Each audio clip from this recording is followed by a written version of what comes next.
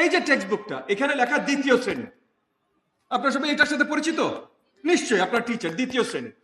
এর আগেরটা নীলটা প্রথম শ্রেণী, লাগবে না স্যার, প্রথম শ্রেণী সেম সাইজের টেক্সট বুক। ক্লাস 1 এর একটা 6 বছরের বাচ্চা এই টেক্সট বুক নিয়ে এসে ঘুরবে? এইটাতে সে ইন্টারেস্টেড হবে? এতগুলো পাতা নিয়ে সে এখনো পড়তে শিখেছে ক্লাস 1 এ, তাহলে কেন আমি এই টেক্সট বুক তাকে দিচ্ছি? আপনি টিচার হিসেবে তার প্রগ্রেস মনিটর করবেন, বাচ্চার নিজের প্রগ্রেস দেখার দরকার নেই। তাহলে সে মজা পাবে কোথা থেকে?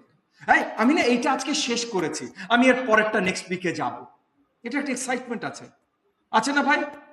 আমরা বুড়া বয়সে একটু এইটার এরকম এক্সাইটমেন্ট পাই না? তাহলে বাচ্চাকে কেন দেবো না? আমার কেন, মানে বেসিক ডিজাইনই তো গলত ভাই, এটা কেন হবে? আপনি 5 পাতা 10 পাতা করে এক একটা চ্যাপ্টার এক একটা টেক্সট বুক বানান না। একটা text book should be 10 text books. এটার ভেতরে ডিজাইন আমি বাদই দিলাম। আমি কতবার, আজকে এখানে টেবিলে যারা আছেন তারা সবাই অতি পরিচিত, আমি এনসিটিপি কে কত কত নিন্দা জানি, কত নেতিবাচক ভাষায় আমি এনসিটিভি নিয়ে কথা বলি, এটা ওনারা জানেন। আমি এখন আজকে এখানে মিডিয়া ক্যামেরা আছে, এটার আমি ওই ভাষা ব্যবহার নাই। রকেট সায়েন্স শিখাইতে আসিনি আমি প্রাথমিক বিদ্যালয়, ফাউন্ডেশনাল লার্নিং দিতে এসেছি, বেসিক ভাষা শিক্ষা দিতে এসেছি, বেসিক নিউমারেসি শিক্ষা দিতে এসেছি। এই জিনিসটা যতক্ষণ পর্যন্ত আপনি না বুঝবেন, বেসিক ভাষা শিক্ষার জন্য কি লাগে, যেমন আজকে ওনারা জানালেন না যে একটা সায়েন্স আছে, pedagogy is actually a science. এটা র্যান্ডম আলোচনা না, হ্যাঁ এখনো এটা ইনএক্সাক্ট সায়েন্স, মানে মেকানিক্যাল ইঞ্জিনিয়ারিং এর মতো এক্সাক্ট সায়েন্স এখনো হয়নি, তবে কাজ চলছে। তো অলরেডি এটা অনেক ডেভেলপড সায়েন্স। সো আমরা জানি কোনটার পর কোনটা স্ট্রাকচারালি কি আর কিসের পর কি আসলে শিক্ষাটা আরো ভালোভাবে হয়।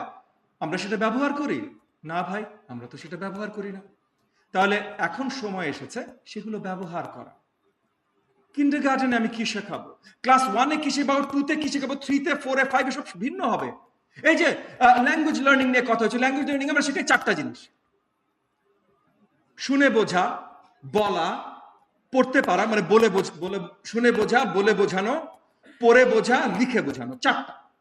আপনার ক্লাস 1 এ সবচেয়ে বড় কম্পোনেন্ট হবে শুনে বোঝা। ক্লাস 2 তে যে বলে বোঝানোর কম্পোনেন্ট আরো বেশি বড় হবে।